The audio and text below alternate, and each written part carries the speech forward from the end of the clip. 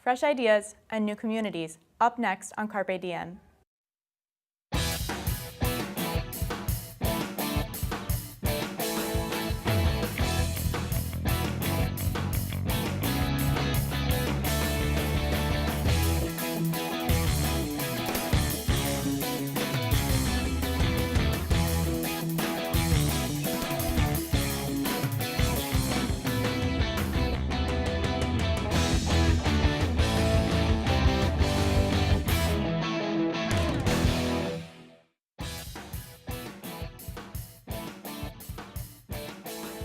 Hello, and welcome to Carpe Diem. I'm Motisi. On today's show, we take a deeper look into fresh ideas and new communities in the tri-state area. We'll take a look at 3 groups of people inspiring their community, improving relations across all social barriers, and proactively organizing for social change. Just how important are visual arts in promoting culture and education? Daisy Urgiles digs deeper into the connection between visual arts and the community to learn about the strong effect it has on its members.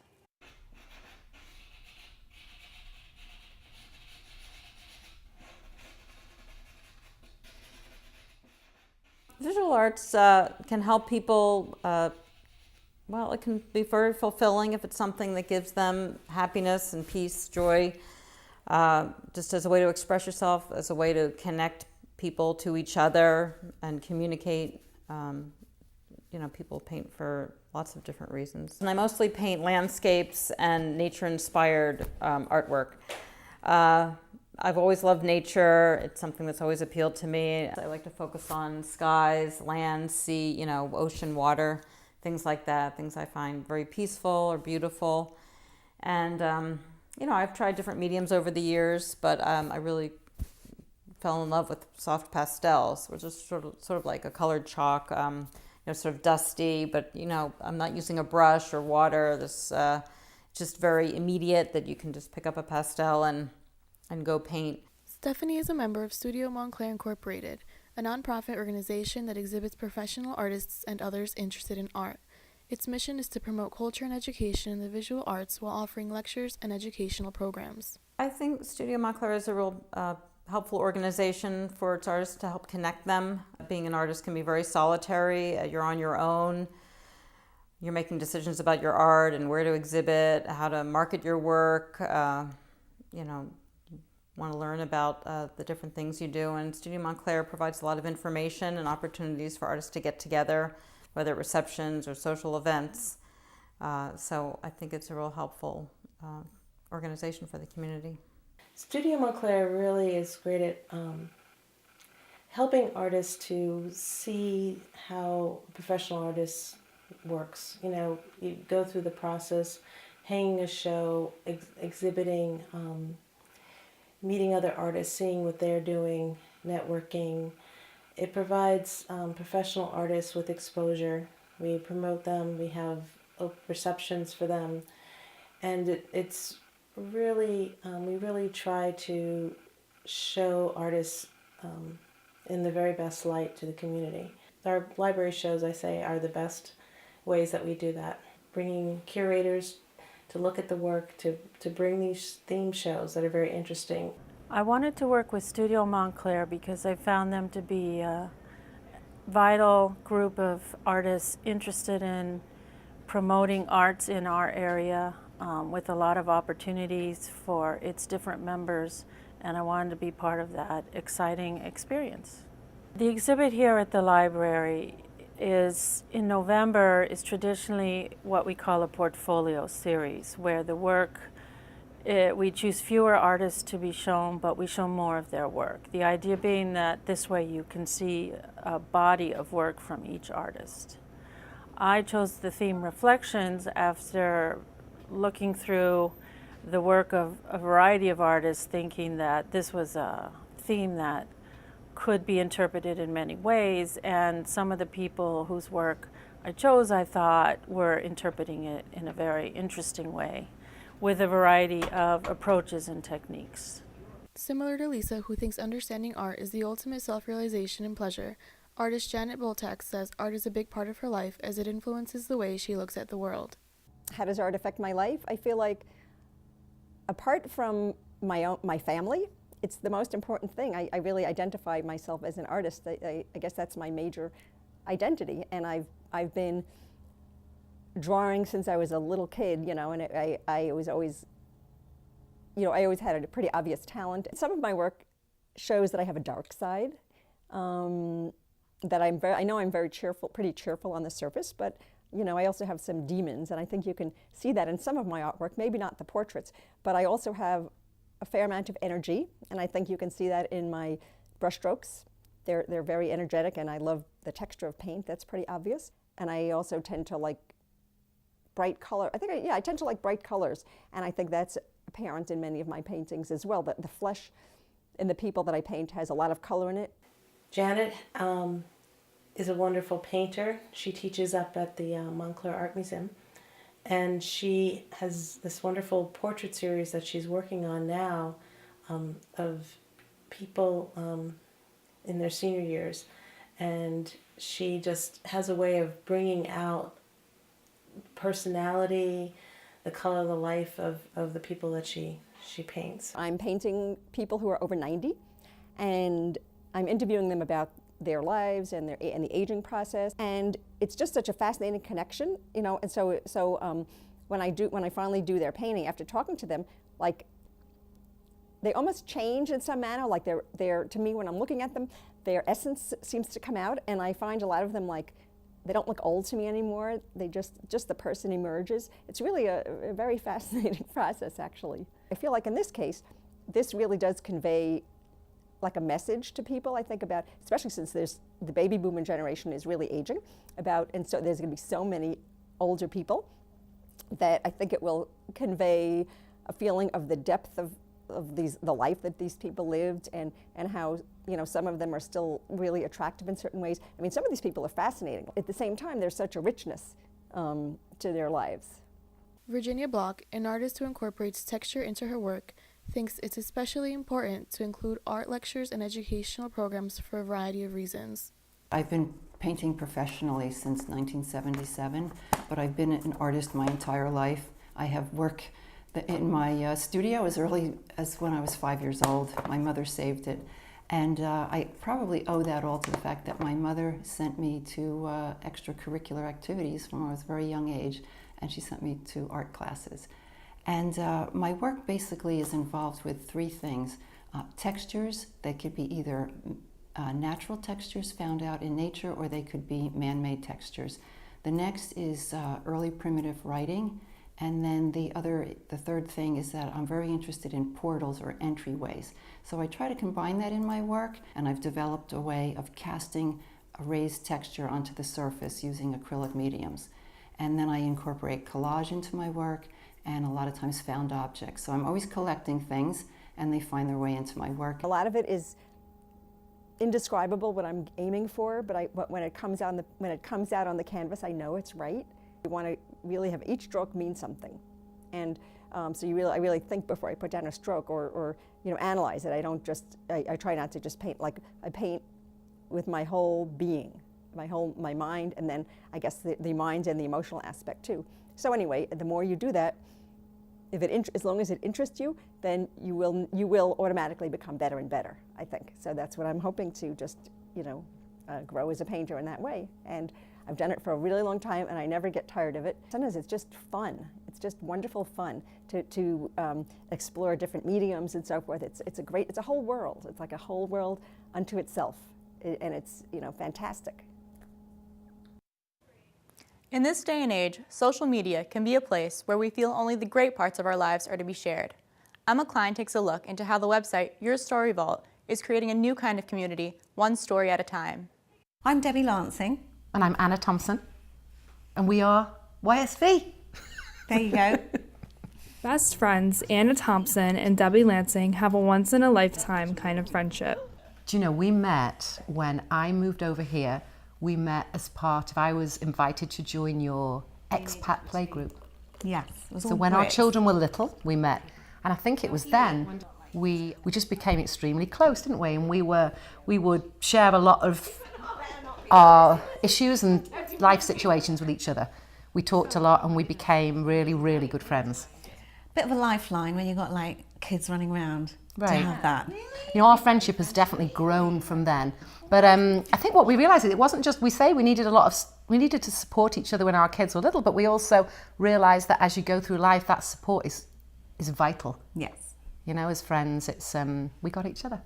Yeah, it's been really great. It's really great. So it's actually, we've known each other for over 10 years. 12 years. I think we said 12. Do we have an anniversary? No. Because do I forget it every year? It's 12 and a half. I forget it every year. With a friendship of so much support, Anna and Debbie decided to create a community for women that provided that same support that their friendship has had. So Your Story Vault is an interactive website. It's ever-growing collection of real-life stories about life, love, lust, and longing in midlife. I think we just felt, we were just hearing so many great, amazing, inspiring, fabulous, real, crazy, raunchy, wild stories, like amongst friends and friends of friends. And we just realized we're just not the 40-plus-year-olds that our mothers were. We're not, and we're in this incredible time in our lives. And we just felt like there would be a great outlet to have some place where you could just put those stories up, whatever they might be. And some of them are a little saucy and spicy, and some of them are like just brutally honest, and some are just plain funny. But to have a space where we could just have a collection of those stories where other women could just read them and go, God, that's me, and I never dared say that. Or, you know, we just found that would be we thought that would be really a very powerful thing to do. I went home one night and I said to my husband, we've just got to do this. Debbie and I've got to do this. We've got to do it. Right. And that week we decided to go on Weebly and to set up the first draft of YSV, and we just did it. And we have learned so much about how to design and to grow a website. We knew nothing. So we started from scratch ourselves on Weebly, and after about 18 months decided that we needed to get a little more support from a web designer and a graphic designer, and now the site that we have, we feel that it gives our readers a really kind of boutique experience. But the original intent is still the same, which is to provide a place for mainly women, but we don't want to exclude men, in midlife to support each other through sharing sometimes the messy bits of life, but most importantly, the real bits of life. To revamp the website, business partner Joanna Feldheim was brought in. My name's Joanna Feldheim, and I'm owner of Feldheim Creative. It's a design consultancy that specializes in brand positioning, brand identity, interactive, and product development. For Your Story Vault, we went ahead and redesigned their website, and they had all these really great ideas. So what I helped them do was extract a concept and imagery and improve upon and solidify a proprietary positioning. So what we did was we took Your Story Vault and shortened it to YSV. And then I came up with the idea of having sort of a secondary statement of real stories, real, and then the 4 S's: stories, support, sisterhood, and secrets. So the 4 S's led into life, longing, lust, and love, which are the application of stories that are in these categories. So then we developed this sort of variation of hot and cold. So if there was something that was hot and spicy, that was like bordering on sexual content or anything that was a bit, rated for, say, a teenager or something, that they would know not to, like, just to have a little bit of a differentiation. So I came up with this symbol, hot and spicy, for things that were a little, had a little bit of sexiness to them. There are a variety of stories on Your Story Vault. There is freedom to write even about more risque or less publicly discussed topics. There's been a growing momentum over the past 3 or 4 years, I think, in the media and literature, a permission to write more freely about, to be more expressive about perhaps the sexual side of life for women in their over 40s and 50s. these women in our lives are amazing women. It's really incredible, the stories that are happening and the things that are happening to them. And we're just, who says we had to be growing up the way our mothers did? And that's not to put our mothers down, because they were doing what was culturally acceptable, but we're just so much fitter and so much almost more youthful. We have a permission to be youthful. We have a freedom to just do what we want. We have freedom to go get tattoos and not be social outcasts. And actually we have a freedom to get divorced and not be social outcasts. One of the most interesting aspects to the site is that writers can remain anonymous. The anonymous angle was something that was really, we felt very unique to the whole site. So, and we definitely were feeling, and it's a sentiment that we sort of were reading about more and more, but that Facebook was becoming, you know, now that your boss is a friend on Facebook, and you know you've got your kids and your mother and your kids and your mother on there. You're no longer being real on Facebook. You're branding yourself on Facebook. You're putting up the very best stories that you have, just because it's human nature. Nobody can be bothered to put up stories about them being in line, you know, at the post office. And you get depressed because everybody's got a flipping perfect life, and they've got a perfect husband, and they've got perfect meal and perfect kids and a perfect house, and they just went on a perfect vacation. And it can be really depressing. So for us, this is like, I think this is uplifting. I think this is community, but because you can be real and because you can be anonymous, you can really bond on a level that's inspiring and hopeful. Oh my God, we never. The anonymous angle to YSV is key. I mean, the story you doesn't have to be anonymous, but many of our stories are, and it just means that you can be real, that you can be authentic and say things as they are. When you look inside, we all know what story it is that we've got. We've all got that story. We've got one story that if you ever had the guts, you would tell. But maybe, and you don't. This is the place to share it. Because actually it will then become just this funny thing. It won't be this huge deal anymore. And maybe you don't actually have to go to your grave with it.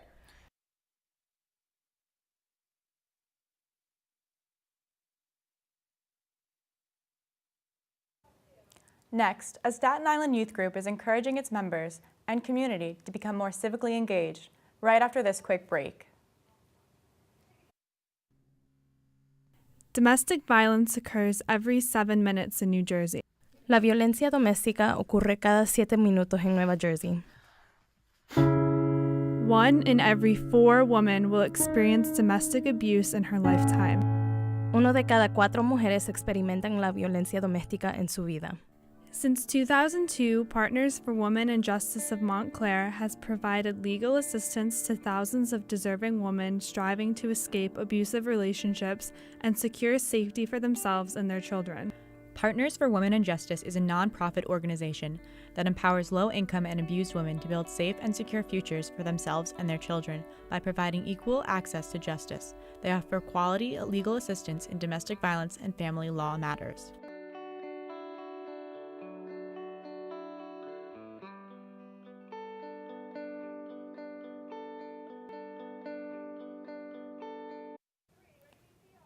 They call themselves the Dreamers. Based in Staten Island, Eyeopeners, a multi-ethnic, multicultural youth rights organization, fosters the next generation's leaders.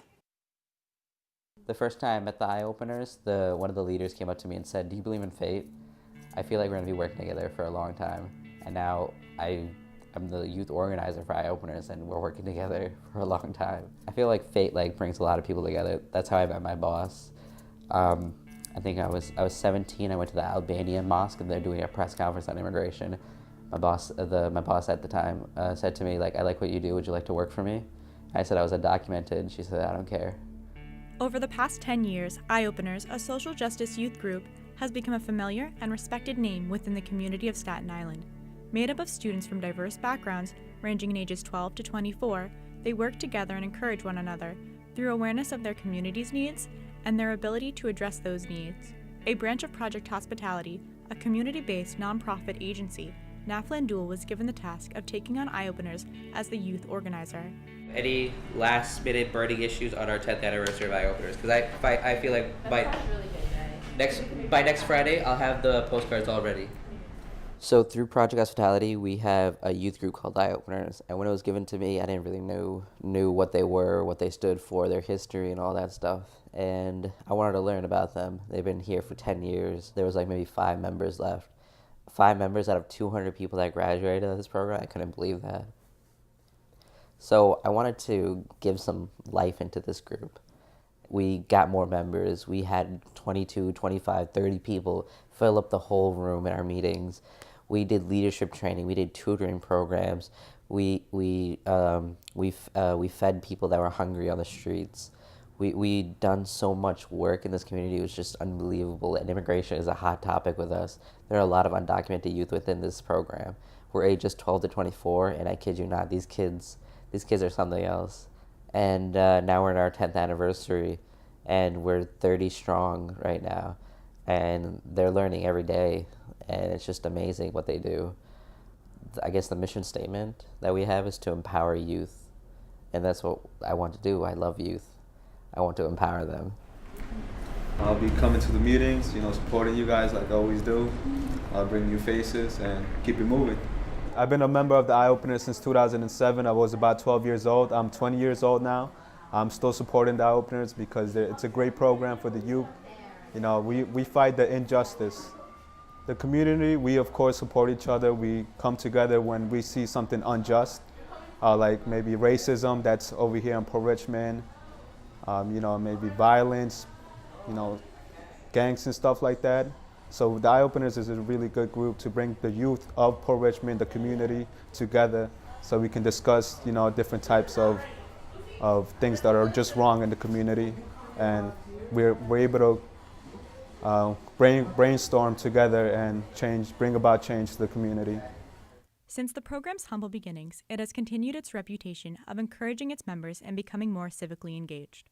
While their outreach spans from Staten Island to Brooklyn, with 200 members graduating over the last 10 years, they continue to look for more ways to get people involved, with activities like midnight sports and a friendship dinner held once a month. And then we have Eyeopeners, where we took those youth off the streets and we turned them into leaders, because we won't let them fall off into this cycle where you go through high school, nobody believed in you, you had obstacles where it's family problems, being undocumented, abuse, drugs, and you just dropped out, and that was it for you. We don't want that cycle to continue. We want to break that cycle, and that's what Eyeopeners did 10 years ago. So if we make our circle more broad, maybe in the process of us learning new things, we could find a new way to define what is Eyeopeners. I've been a member of the Eyeopeners for 6 years now. I thought it was just like a hangout place where you get to socialize with people. But then the more I frequently attended the meetings, new issues arose from the violence that occurred recently a couple of years ago, in 2012, 2011, when the Hispanics and Africans were going at it like every other day.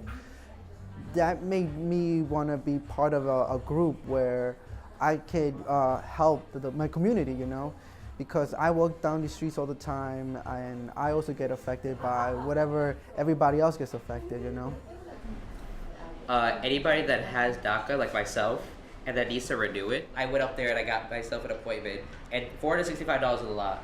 And if you guys don't have that kind of money, this is a great place to go to and get referred. And so it was a really nice process. She sat me down, she asked me a few questions, and it was a quick process, and she's going to help me with my DACA.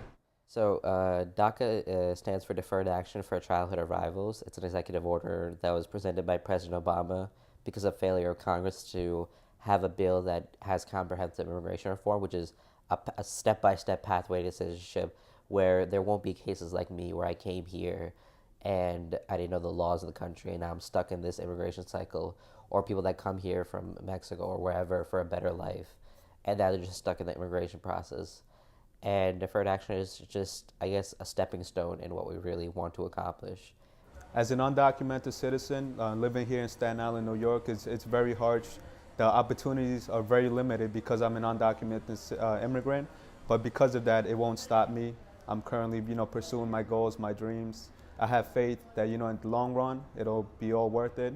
I'm currently working as a nursing assistant for Project Hospitality. I'm reapplying for DACA. It's not going to expire until 5 months from now, but I'm getting an early start on it. And DACA has done a lot for me. It has offered me work authorization, pursuing my goals of getting my driver's license this coming November 17. Moving right along, going back to school, educating myself, growing, evolving to the best potential that I can, because you only got one life and you got to make it right. I'm currently not a citizen. What we like to call it DACAfied, which is basically I have a DACA where I am eligible to stay in the States for a period of 2 years. I do have, I was granted a social security card number. I have a permit and a work authorization.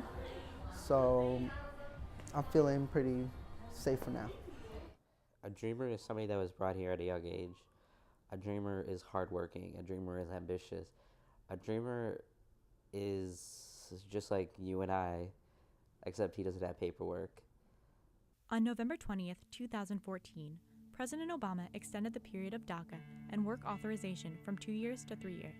The executive action was expanded to parents of U.S. citizens and lawful permanent residents. For his second executive action was like amazing, because now he opened up deferred action for the parents. Because parents who are undocumented don't have the same privileges that I do with deferred action. So now that deferred action is expanded to the parents. Now my mom and dad can get a social security, they can get a driver's license. But it's kind of bittersweet. It's not like over yet. Like we've been fighting for so long, 10, 12, 14 years now. We've been fighting for an actual pathway to citizenship.